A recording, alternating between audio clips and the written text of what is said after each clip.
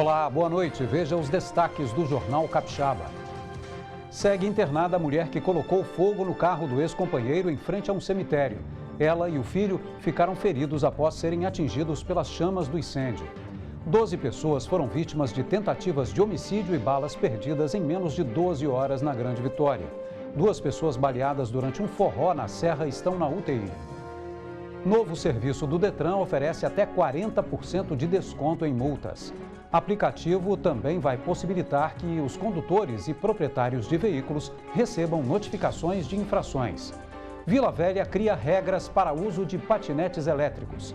Capacete passa a ser obrigatório e ficam estabelecidos limite máximo de velocidade e ruas por onde os usuários vão poder circular. Guarda-vidas reclamam que postos de vigilância em Camburi estão sendo usados por moradores de rua.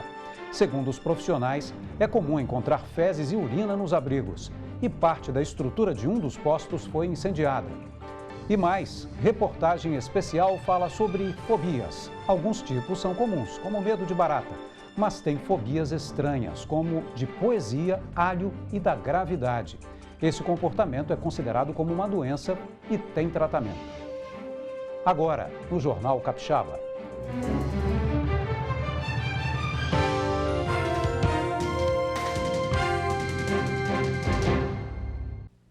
Aconteceu de novo. Uma mulher enfurecida colocou fogo no carro do ex-companheiro. O local escolhido não poderia ser mais macabro, a porta de um cemitério. O problema é que, ao incendiar o veículo, a representante comercial acabou se queimando e precisou ser hospitalizada. O filho dela também ficou ferido ao tentar ajudar a mãe. O carro estava no estacionamento da Delegacia Regional da Serra nesta manhã.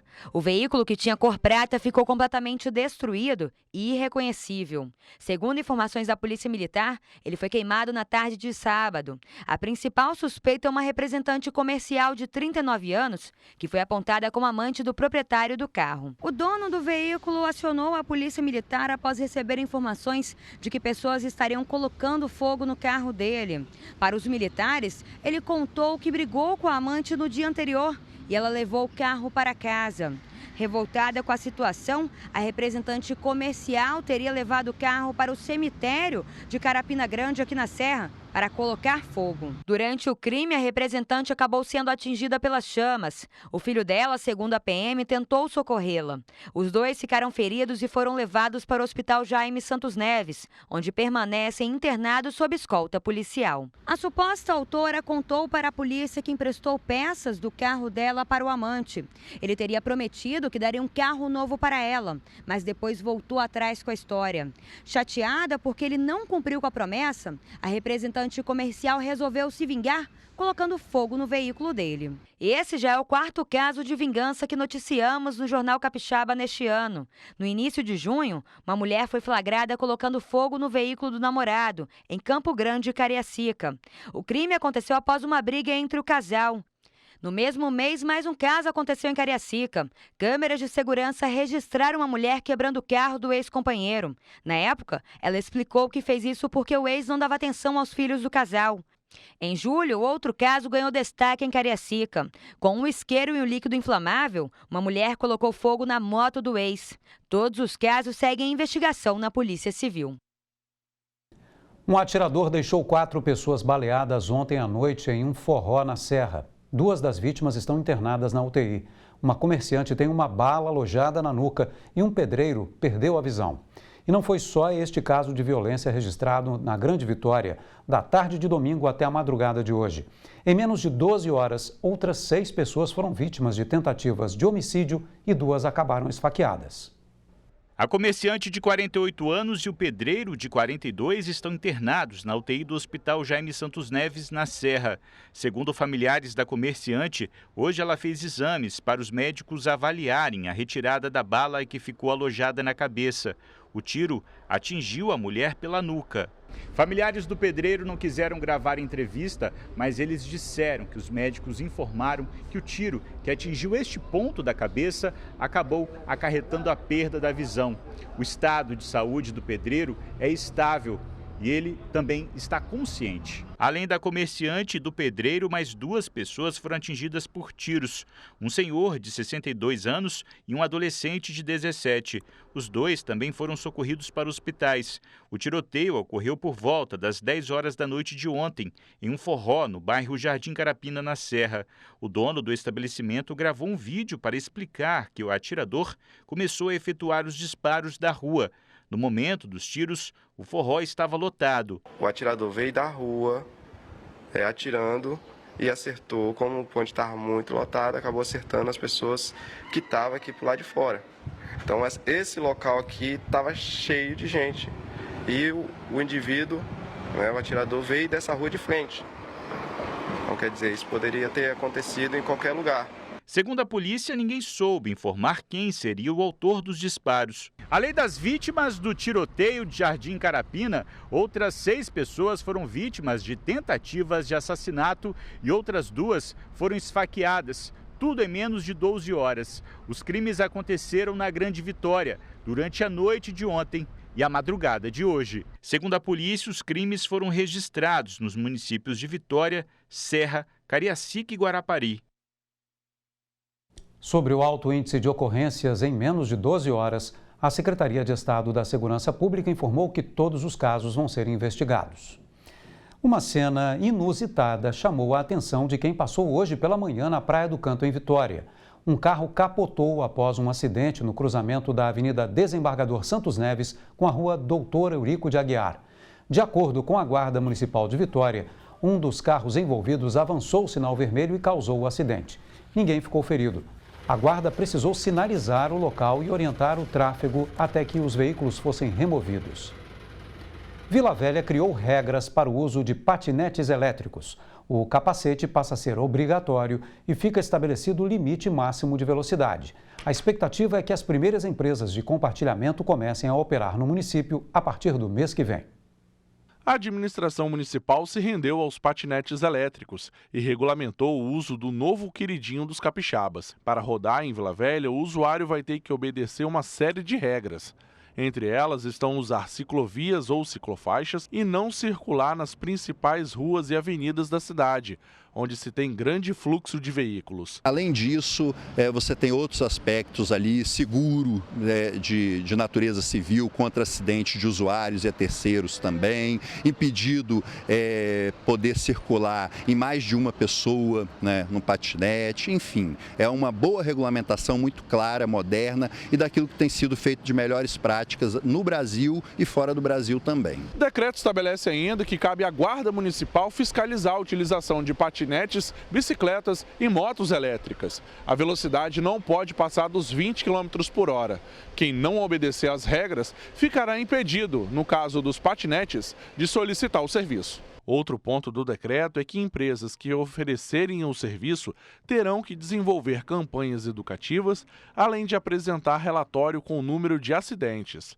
O município espera que, a partir do mês que vem, as empresas comecem a operar em Vila Velha. Está sendo examinada essa questão das autorizações. A gente acredita que a partir do dia 1º do próximo mês já se pode ter as empresas em funcionamento do município. Promessa que agradou os moradores da cidade. Eu acho que vai ser bem legal, vai se tornar os passeios assim, calçadão, bem legais, dinâmicos e também vai ser uma facilidade, para a gente se deslocar rápido de um lugar para outro. Eu acho que vai ajudar muito na nossa cidade, não só pela mobilidade que vai dar para a gente, mas também para ajudar a explorar no turismo, que a nossa cidade é tão bonita e pouco explorada. Eu acho bom, só que com uso, com prudência.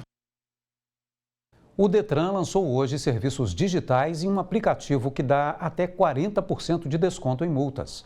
O Detran 100% digital também pretende reduzir a burocracia nos processos de habilitação e documentação de veículos. O aplicativo pode ser usado no computador ou no smartphone. É por este aplicativo que os motoristas capixabas que possuem veículos registrados no estado vão receber notificações de infrações e boletos de cobranças de multa. A novidade faz parte do programa Detran 100% Digital e foi anunciada nesta manhã durante a solenidade, que contou com a participação do governador do estado. Nós teremos uma resposta muito mais rápida para um documento que a pessoa tem que solicitar junto ao Detran, na emissão da CNH, Então isso tudo é um conjunto que favorece o governo, que reduz custo, aumenta a velocidade e favorece o cidadão, que vai ter um serviço de muito mais qualidade. O aplicativo faz parte do Sistema de Notificação Eletrônica, o SNE, uma iniciativa do Denatran que foi desenvolvida pelo Serviço Federal de Processamento de Dados. O Detran aderiu ao sistema aqui no estado. Quem baixar o aplicativo vai ter direito a descontos de até 40% nas multas de trânsito se abrir mão do recurso. O que nós estamos fazendo hoje é colocando o Estado do Espírito Santo, a base do Estado do Espírito Santo, então corresponde às multas do Detran, às multas do DR, que é das rodovias estaduais, e as multas dos municípios municipalizados, com trânsito municipalizado, que são 9 aqui. Então, todo o Estado do Espírito Santo, agora, as multas de âmbito estadual, digamos assim, estão disponíveis para esse benefício do cidadão de ter esse desconto de até 40%. O sistema pode ser acessado por computador ou smartphone. O diretor-geral do Detran reforça que o uso da tecnologia não é obrigatório para os motoristas. Quem não aderir ao programa através deste aplicativo, SNE, vai proceder da mesma maneira que atualmente, né? Vai receber a notificação, vai, por enquanto, ter que comparecer a um órgão do Detran para entregar a sua resposta, seu recurso. O Detran também anunciou que deu início neste mês a um projeto piloto na Ciretran de Linhares, com a intenção de implantar um processo eletrônico de veículos no programa digital. A iniciativa, que deve ser expandida em todo o estado, vai digitalizar documentos relacionados a processos de veículos, como emplacamento, transferência e auditoria. Já emitimos documentos sem o processamento de papel nesta unidade de Linhares e dentro de alguns meses vamos expandir para todo o estado do Espírito Santo, aí sim fazendo a segunda grande entrega do Detran, que é acabar também com o papel na parte de documentos de veículos. Outro serviço apresentado pelo órgão foi o RENAC Digital, um processo eletrônico de habilitação. Com a implantação do sistema, o órgão pretende acabar com o uso de papel no processo de primeira habilitação e para a renovação de CNH. O cidadão vai comparecer à clínica ou CFC conforme a necessidade do seu serviço e a partir daí não vai mais ter nenhum papel tramitando. Só no final, quando ele receber a CNH, que ainda é obrigatório que entregue, embora já tenha ela também em meio digital. Então, esta é uma entrega que elimina papel, burocracia, facilita para o cidadão e dá mais segurança. Equipes do Corpo de Bombeiros seguem procurando o pescador que desapareceu depois do barco em que ele estava a afundar na noite de sábado em Linhares, no norte do estado. De acordo com a Capitania dos Portos, o barco teria virado depois da rede de pesca ter enrolado na hélice. O Serviço de Salvamento da Marinha foi acionado e iniciou uma operação de busca ao pescador desaparecido ainda na noite de sábado. Outros 2 homens que estavam na embarcação conseguiram nadar e foram socorridos. A Capitania dos Portos informou que o incidente está sendo divulgado para as colônias de pesca para alertar navegantes que estejam na região. Os nomes dos 3 pescadores não foram divulgados. A seguir, guarda-vidas reclamam que postos elevados de vigilância em Camburi estão sendo usados por moradores de rua. Segundo os profissionais, é comum encontrar fezes e urina nos abrigos. E parte da estrutura de um dos pontos foi incendiada. A gente volta já.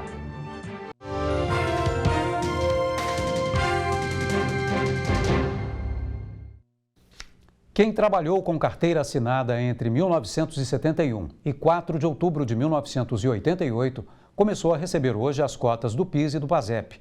O dinheiro está sendo depositado diretamente nas contas dos correntistas da Caixa e do Banco do Brasil. Os demais cotistas poderão fazer os resgates conforme calendário divulgado pelas 2 instituições. Os recursos do fundo ficarão disponíveis para todos os cotistas sem limite de idade. Diferentemente dos saques anteriores, agora não há prazo final para a retirada do dinheiro. Guarda-vidas de Vitória reclamam da estrutura dos 7 postos elevados de vigilância instalados nas praias da capital.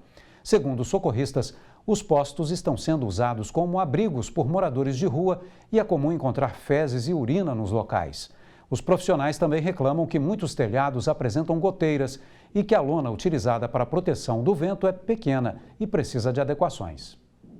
Que a função dos guarda-vidas é primordial para a segurança das praias, isso nenhum banhista duvida. Tem que ter guarda-vida, porque não sabe o que pode acontecer. Um dia a maré está tranquila, outro dia está violenta, mas tem que ter. A praia é um risco, né, para as crianças principalmente, então o guarda-vida é fundamental e hoje tem muito idoso aqui na praia de manhã também, que é importante a presença dos guarda-vidas. Eu sei que eu conto com eles, que qualquer coisa eles estarão ali para ajudar a gente. Mas para prestar um bom atendimento, os guarda-vidas precisam de estrutura. Entre elas estão boias, nadadeiras e um local adequado para monitorar uma vasta extensão da praia. Em Vitória, há pouco tempo, os guarda-vidas se abrigavam em cadeiras sobre um guarda-sol. Há 4 meses, a Prefeitura construiu 7 postos elevados como esse. O objetivo é dar mais visibilidade para os socorristas e proteção. A altura e a cor vermelha também facilitam o encontro em caso de apuros. Dá para ver de longe, ficou muito bom aí, muita segurança aí para nós. O guarda-vida é uma referência na praia, tanto na segurança no mar, quanto também na segurança na areia. Durante o verão é comum você ter muitas crianças perdidas nas praias. E os postos elevados passam a ser ponto de referência, inclusive, para isso. Nós temos agora postos devidamente identificados, postos elevados com proteção, inclusive, contra vento. Às vezes entra uma frente fria com vento sul, o guarda-vida ele fica sujeito a esse tipo de intempérie. Então, houve um aperfeiçoamento na qualidade das condições de trabalho do guarda-vidas. O município contrata o profissional, dá todo o suporte material e o Corpo de Bombeiros dá o treinamento e faz a supervisão do serviço. A estrutura do posto é nova, tem visibilidade, mas para muitos guarda-vidas ainda não é suficiente. Com medo de represálias, muitos profissionais não quiseram gravar entrevistas, mas disseram que a mudança não resolveu diversos problemas. De acordo com guarda-vidas, os postos são usados por moradores de rua. No posto 10, próximo ao Clube dos Oficiais da PM, parte da estrutura de madeira foi incendiada. Nos abrigos também é comum os guarda-vidas encontrarem fezes e urina. Para evitar algum tipo de contaminação, muitos socorristas levam de casa uma cobertura para evitar contato com a madeira. Outra reclamação é em relação aos dias de chuva. Esse vídeo, gravado pelos guarda-vidas, mostra goteiras no telhado dos postos novinhos. Para cobrir as laterais, a Prefeitura disponibilizou uma lona, mas segundo os socorristas, a cobertura é pequena e veio sem corda para amarrar. Outro problema é a falta de banheiros. De acordo com os guarda-vidas, um exemplo de posto ideal é esse na Praia de Carapebus, na Serra, que foi construído pelos próprios profissionais, sem nenhum tipo de recurso público.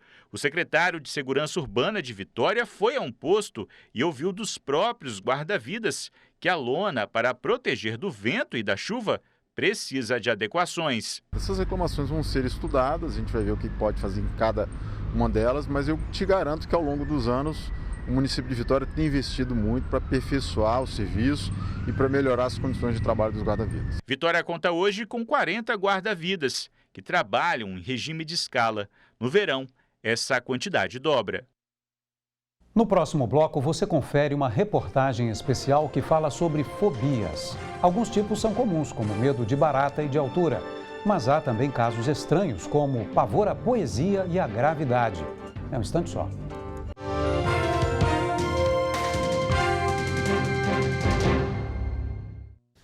Uma nova frente fria deve chegar ao estado amanhã e permanecer até sábado. De acordo com o ICAPER, as temperaturas vão cair no início da manhã e na madrugada. Na região serrana, a mínima deve ficar em 7 graus nos pontos mais altos.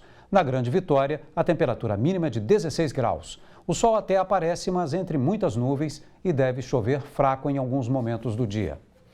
Na nossa matéria especial da semana, vamos falar sobre fobia. Você tem pavor de alguma coisa ou conhece alguém que tem? Estão catalogados inúmeros tipos de fobias, que vão das mais comuns, como medo de barata, e até as mais estranhas, como pavor à poesia e gravidade. Esse comportamento é considerado uma doença, mas tem tratamento.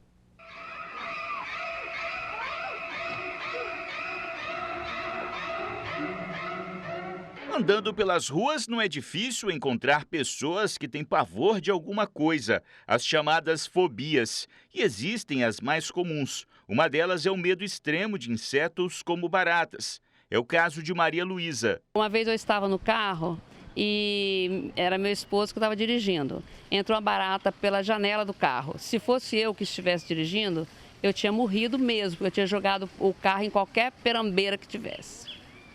Então, eu digo assim, eu não mato a barata não, mas a barata me mata. Outra fobia muito comum é o medo de altura. Romilda não chega perto de nada que tenha mais de 1 metro de altura. No trabalho, em uma loja de roupas, subir na escada é uma tarefa descartada por ela. E o que acontece com você? Você entra em pânico, você fica nervosa? Como é que você... Falta de ar. Me dá uma falta de ar, me dá fobia mesmo, falta de ar. O coração começa a bater forte. Isso, exatamente, tá ataque cardíaco. A fobia da morte é outra que está no topo das mais comuns. Juliana morre de medo só de tocar no assunto. Eu tenho medo, sei lá, de estar passando numa faixa e a pessoa não respeitar, eu como pedestre, e passar por cima de mim com um carro e eu morrer. É tipo isso. Tudo que envolve morte, para você morrer, você já fica desesperado. Deus me livre, né? Porque às vezes a gente tem o maior cuidado, mas o próximo que está do nosso lado não tem. Segundo essa médica psiquiatra, a fobia é sim considerada uma doença. É um medo desproporcional, um medo muito intenso, limitante, incapacitante e que não tem muitas vezes uma razão específica. Na verdade, ele não tem uma razão específica. Então, o medo de algo que nunca vai acontecer. A pessoa que não tem a fobia, ela vê aquilo como algo surreal. Como que essa pessoa tem um medo deste tamanho de algo que a chance de acontecer é muito pequeno? Mas em quem sente, isso é real e é um sofrimento muito grande. As fobias que a gente viu até agora na reportagem são as mais comuns. A quantidade de fobias catalogadas até o momento é difícil de mencionar, até mesmo para especialistas, pois a cada dia aparece uma nova. Fobia de poesia, fobia de comida pastosa, fobia de gravidade, fobia de vegetais. Existe a fobia de vegetais, fobia até de alho, e tem a pantofobia, que é a fobia de tudo, ele tem medo até da própria fobia. Seu Ivan achou que inventou uma fobia nova, a das pessoas que têm medo de ficar sem dinheiro. Depois de velho, ainda ficar sem dinheiro, você já pensou? Você entra em pânico. Ah, lógico, pô, né? É uma fobia nova aí. Nova, inventei. É, seu Ivan, mas essa fobia já existe. Se chama peniafobia. E no meio de tantos pânicos e medos, encontramos a vendedora Cleonice. Conta que já passou por muita coisa na vida que a fez não ter pânico de nada. Eu já tenho quase 60 anos, né? Eu já passei por tanta coisa na vida, então não tenho medo de mais nada. Nem de morrer? Nem de morrer. E para quem sofre de algum tipo de fobia, fique tranquilo. Segundo a médica, a doença tem tratamento. Tem cura sim, tá? Eu falo sempre que dentro da psiquiatria, o mais importante é a gente focar no tratamento quando aquilo está disfuncional. Então, se eu sinto alguma coisa, mas aquilo ali efetivamente não tem um impacto na minha vida, não me atrapalha, não atrapalha a minha família, a gente pode até pensar em conduzir isso de uma maneira mais conservadora, fazer só evitação mesmo, porque é algo muito pequeno e que não está impactando. Agora, a partir do momento que isso se torna impactante, se torna disfuncional, com certeza absoluta o tratamento é mandatório. Consiste, né, de psicoterapia, então provavelmente ou o médico vai fazer as sessões de psicoterapia, ou ele vai encaminhar para um psicólogo, e muitas vezes há necessidade de medicamento.